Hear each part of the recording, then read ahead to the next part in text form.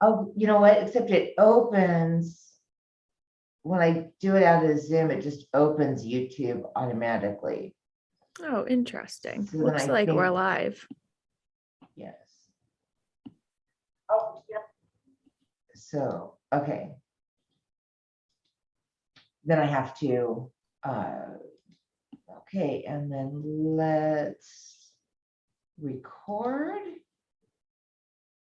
Can I remember where the record button is?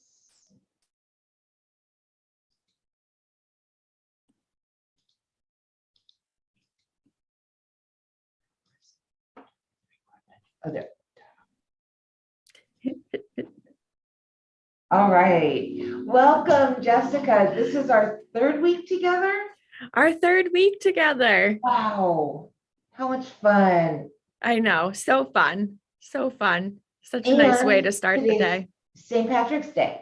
Yes. Yes. Yeah. And I am sort of wearing a shade of green. Yeah, me And too. I didn't even really mean to, but I've got a green coffee to go cup too. There you go. That works. That works. Do you remember growing up? Was that still a thing when you were a kid to pinch kids that weren't wearing green? No, I've never heard that. Really? I have Oh, never heard that. that was such a big deal when I was in grade school. It was huge. Yeah, if you weren't wearing green, that was the thing, is the kids would go around, they'd pinch you. Oh, you're not wearing green. Oh, And I got it from both sides because my grandmother said that doesn't count for us because we're Protestant. You're supposed to wear orange, not green. oh, Well, interesting. none of the kids at school got that memo. I'm learning all these interesting things on the ride over here this morning. They were talking about St. Patrick's Day on the radio, and a lot of Irish women were calling in that were here in the US and had been for years, but they were kind of all saying like these little things that either they do in Ireland on St. Patrick's Day that aren't done here in the US and vice versa. So it was very interesting to kind of hear all these little different things that people do on St. Patrick's Day. Yeah. A lot of which I'd never heard of. That would be interesting. That would be interesting. Yeah. So today we're talking about how women take on things that other people say about them. And I was thinking about this yesterday, and just thinking about the things that probably didn't have a lot of intention behind them. Yes. Like we were talking earlier, they were just sort of that cultural norm. Yeah. And so I mean, you go way back, and there was a time that, women were expected to wear dresses, no matter what. Even if you were home, you put a dress on all day. I'm like, I really like my jeans. They're comfortable. Right. So when something like that was changing from, wearing that being the norm of women wearing dresses all the time, to women that being flexible, and some women starting to experiment and starting to wear pants and stuff, there were little beliefs that were instilled in that moment of like, what do people think about me? And is this okay? Do people think this is okay? And yeah. And what do we do with those? I kind of, the visual that I think about when I think about that is like wearing a black suit. and you get lint all over it, and you're always, like trying to get the little white fuzzies off of it. And, it's kind of like those things just sort of stick to us. And we don't even necessarily consciously choose to believe that that's true, about us, but maybe if it comes from a parent or a relative that we respect, an aunt or uncle, then, well, it's got to be true or they wouldn't have said it. Right. So, oh gosh, so then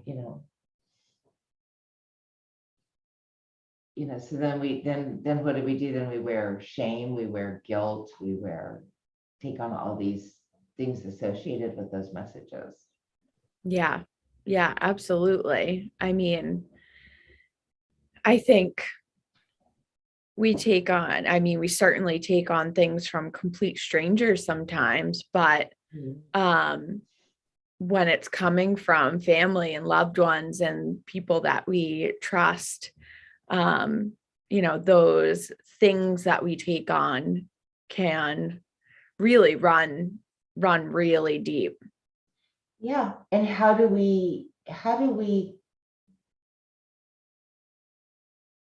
become aware when they're not supporting us, and then choose to take that out and replace it with something that is going to support us? Yeah.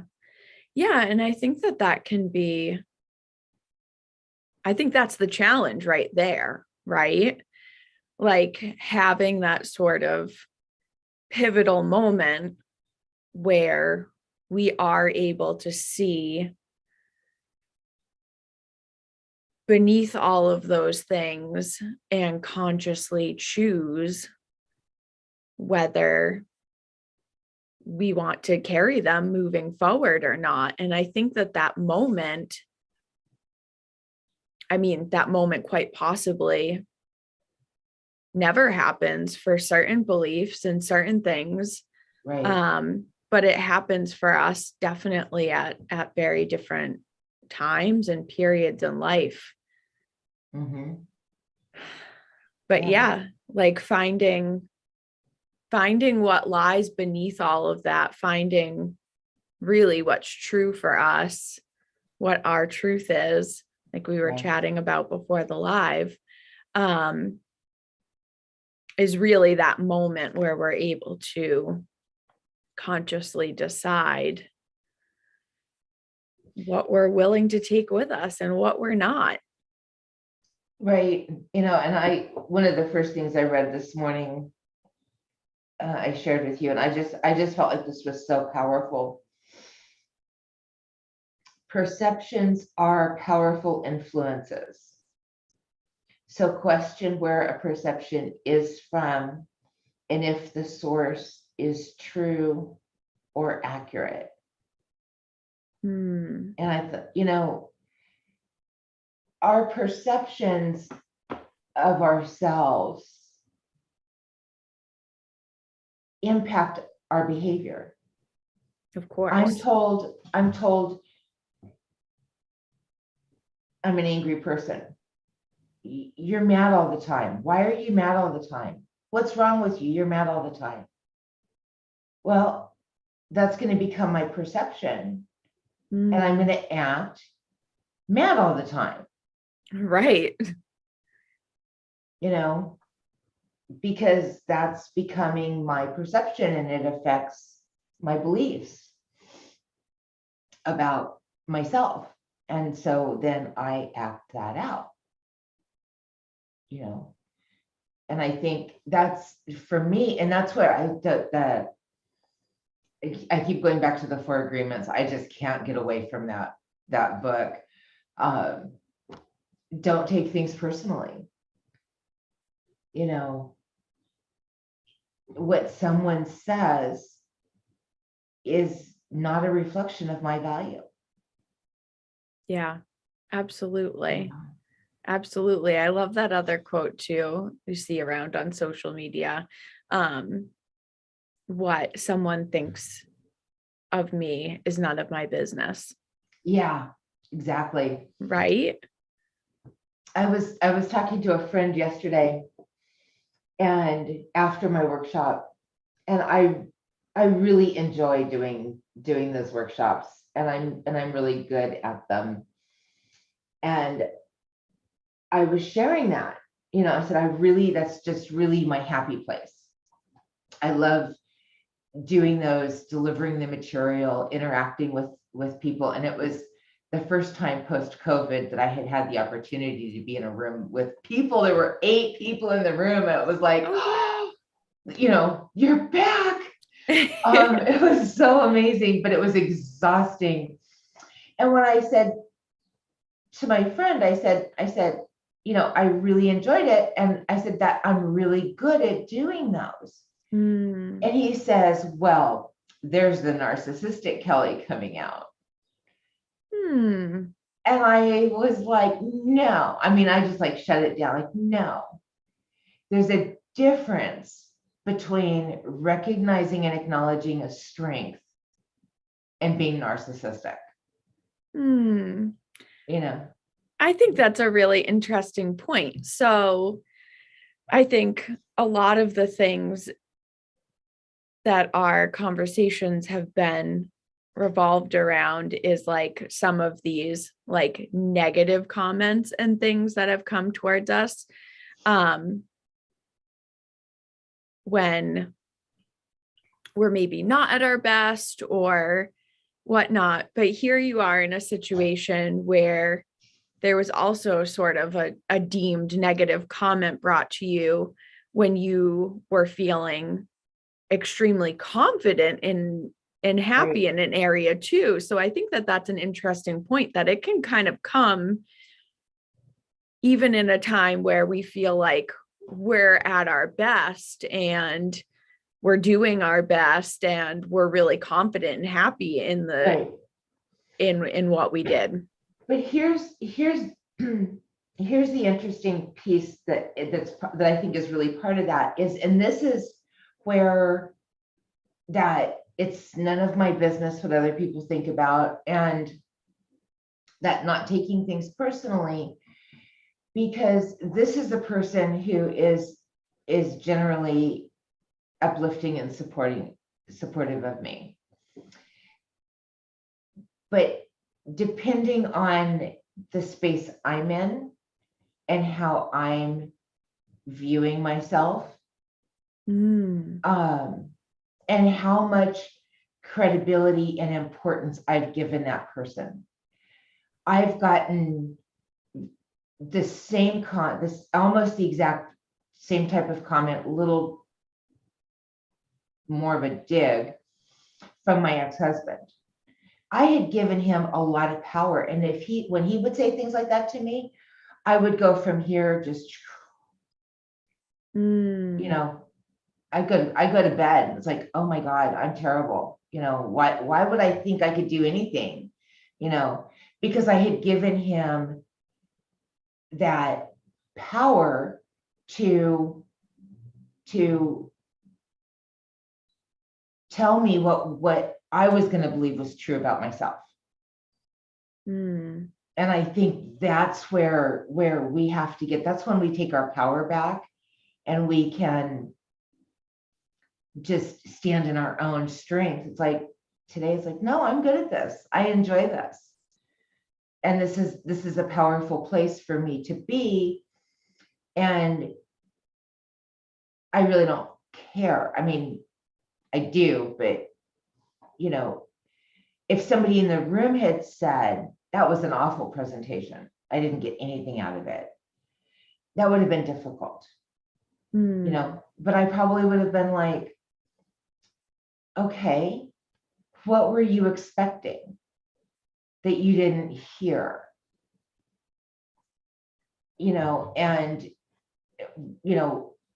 what, and just really kind of gotten curious about it instead of like, oh God, I'm sorry, I'm a terrible presenter.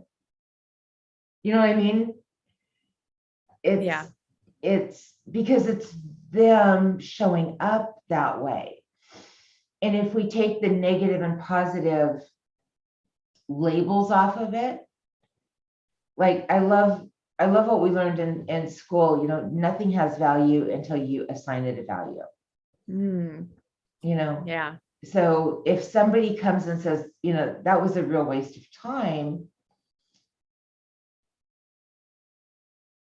that, until I assign that a value and say, okay, they're insulting me, they're trying to hurt my feelings, they're trying to put me down. Until I take that on, it has no value. It's just a statement. It's just an expression of their experience. Yeah. And I can get curious about it and go, okay, so, what were you expecting? And, let's see if maybe there's a different course that would be better for you, that's going to answer those questions for you. Or I'd be happy to sit with you one-on-one and give you what you were expecting, what you didn't get, in this group setting. So, which is a very different response than going home and going to bed because I'm a terrible, I don't know my stuff. Right. Right. I think that curiosity, although it sounds simple, is really one of the most important tools we can use to gain that power back. Yeah. Another quote that I had read recently said something to the effect of, if something someone says bothers you, it's because there's some truth you're finding in it. And I think that that's another great place, another great sort of mindset shift to use to take your power back. And curiosity certainly comes into play with that as well. Yeah. If something that someone says to you bothers you, where's the truth in it? Right. Within yourself. Right. Exactly. And really get curious about that. I've been using, ever since I read that, I've been using that pretty frequently, and even sort of thinking back to different things people have said over the years. And I'm like, if there are things that still bother me, I'm like, what am I still just getting really curious? What am I still finding true about that? Why is it still bothering me? Why am I still carrying that with me? And again, I think you brought up a great point too, that it can be different in the experience or with different people. Like you said, in your situation where, a friend made a comment about being like narcissistic Kelly or whatever, that's someone that you have a great supportive relationship with. And so in that sense, you didn't find any truth in it, really. I mean, you were confident in the job that you did and the information and the value that you provided. And so it didn't bother you. You didn't find any truth in it. Right. But if someone else said it to you, like your ex-husband or something, what truth did you find in it when he said it? And I think, again, it kind of all circles back to that curiosity piece. And also like really just acknowledging and drawing awareness to the things that are bothering us, or the things that people said that are bothering us. I think awareness is like the most important step, right? I mean, you can't work on something. You can't begin to even know what you're carrying and what you need to let go of and all of those things if you're not aware of what they are. And I think that's so powerful in itself. I think we don't give ourselves nearly enough credit for even making that step to recognize those things. Yeah, I agree. One thing I wanted to ask you, if you could clarify, is the difference between true and truth. Oh, yes, yes. So you had mentioned to me before, and not, in detail, but carrying something that your mom said to you from childhood. It's obviously something that you're sort of still carrying and working through. And so in that situation, the difference between true and truth is it's true that your mom said that to you. Right. It's a fact, Yeah. which I think we'll experience a lot of the time. Like it's true that your friend made that comment to you the other day. Right. But is that the truth? Exactly. And that's kind of where the difference lies. Like, again, thinking back to childhood or something, like doing poorly on a test. It's true that I did poorly on this test, but is it the truth that I'm dumb or incapable or not smart? Or don't No. know the material well. Maybe you didn't sleep well the night before, and Right. or there was Some something. people just don't test well, but they could, Right. if you asked Right. them to do a research project on it and create something tangible in 3D, like a diorama or something, like They're going to rock it out of the park. absolutely, absolutely. And I think, again, here's where the curiosity comes in. Right. Try to sort of try on those two different hats when you're in a situation. What's true here and what's the Right. actual truth? Right. Yeah, exactly. And I was thinking, I heard a story recently about a woman that was in a restaurant, and she was sitting and having dinner, and there was a couple at the table, sort of just a little bit away from her. And the woman was just being really hostile and bullying to whoever she was with. She assumed it was her husband, but who knows? But she was just being really, really harsh and the things that she was saying.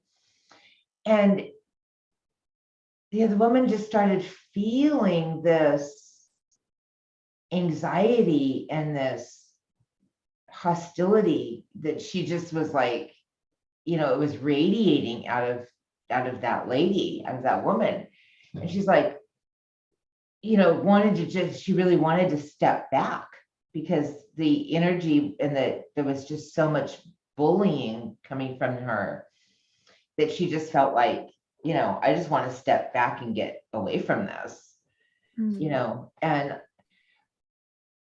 I feel like that's really kind of how it is, because, in a restaurant, somebody doesn't have a real position of influence, but we still have that sensitivity to their words and their actions and their energy. But when it's someone that is close to you, like a parent or a sibling or an aunt or an uncle, and they say something, or they're bullying, they're being mean, it impacts us so much deeper, and we still just kind of want to do that step back, kind of like, I don't want to get real close to you right now, because it just doesn't feel like a good place to be, and I think that's just really kind of,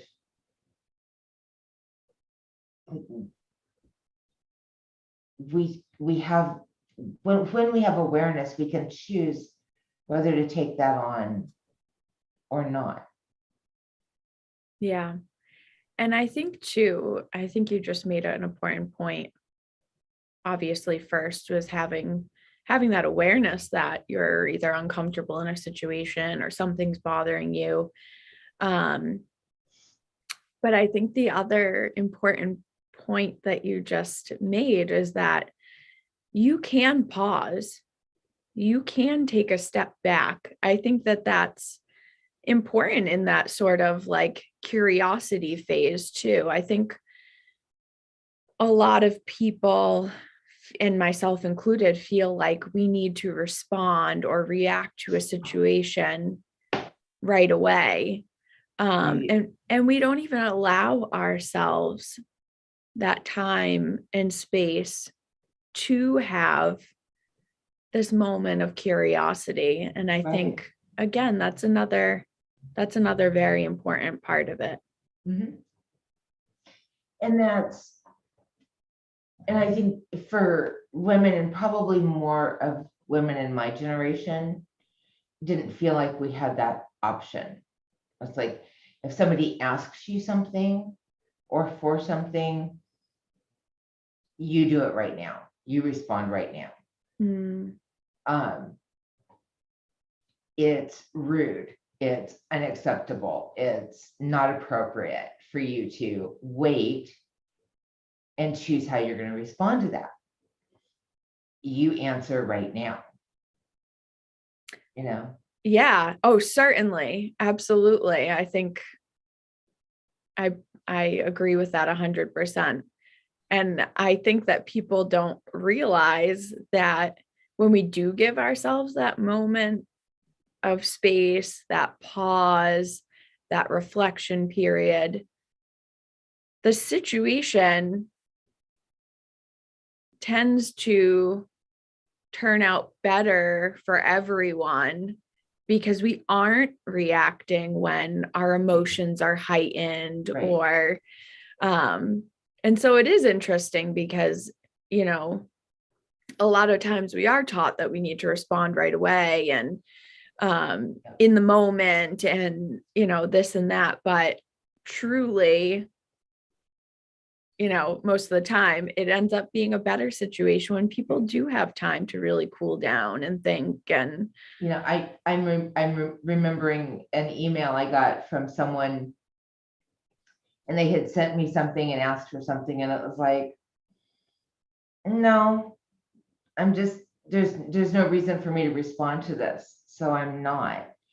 And then I got another email a week later, and it started out with, well, it's been another week and you still haven't responded. And it was like, shame, shame, shame. And I could just feel that, like the bullying woman in the restaurant, I could just feel this shame and how dare you and what's wrong with you. And and I'm like, it's just like radiating through the words on this. And I'm like, that's your problem. you know, I am not taking that on. If you want to try to shame me, have at it. I did not find anything in this worth responding to, so I chose not to. And guess what? I'm going to choose not to respond to this one either. And it's like, because we can stand in that sense of, I'm okay, and I don't have to take on the shame that you're trying to put on me. Yeah, I think, again, that's another important part of taking your power back is being confident in the space and time that you need in order to respond to something in a way that feels good for you. Right. And we have that ability to decide, do I want to engage in this or not? Absolutely. And just because someone asks me something doesn't mean I have to respond. Somebody comes at me with a demand or condescending, it's like, that's about you and how you're choosing to show up. Yeah. And I can choose equally to just not engage with it. Yeah, absolutely. You know, I can Absolutely. respect myself enough to not engage in that shaming behavior, because I don't want that in my life anymore. Yeah. You know, and I Yeah, think this really is a difficult process for women to it get is. to and go through. It So absolutely how are is. you doing on time? Do we need to be wrapping up? Yeah, I think we got to wrap up in a minute or so. Okay. So any other closing nuggets you want to share? I would really just encourage people to sort of use that lens, like we talked about, of true and truth. I Mhm. think that'll really, I think that'll really start to build that awareness for you, Absolutely. to move forward and start taking, whatever steps it is that you want. But like we said, the awareness piece Yeah. is really the first step. And so when you're in a situation where you're unhappy, or you don't like what was said to you or done to you, really try to break it down into that true or truth bucket, and kind Yeah. of and see and like you said too, get curious about it and see what you find. Well, yes. And just because something may have been true yesterday Mm, doesn't mean that I have to continue to have that be true of me today and tomorrow. I have the ability to choose to not show up that way anymore. yeah, so I think using that lens of true and truth Yeah. is important when something happens today. But like you said, you can also use that lens for something that happened to you a year ago that you're still carrying, Right. because Yeah. it might have felt like truth a year ago, but maybe, we Yeah. change every minute. Yeah. And so it may not be true for you anymore. So again, that's a great tool that you can use in the moment, and you can also use for past experiences. Love that. Well, thank you so much for sharing your morning with me. I love your Yes. beautiful smile. I love Uh, these Thursday morning chats, and I'm looking I know. forward to next week. We're on to week 4 already. I know. All right. Well, I'm going to go ahead and end the YouTube.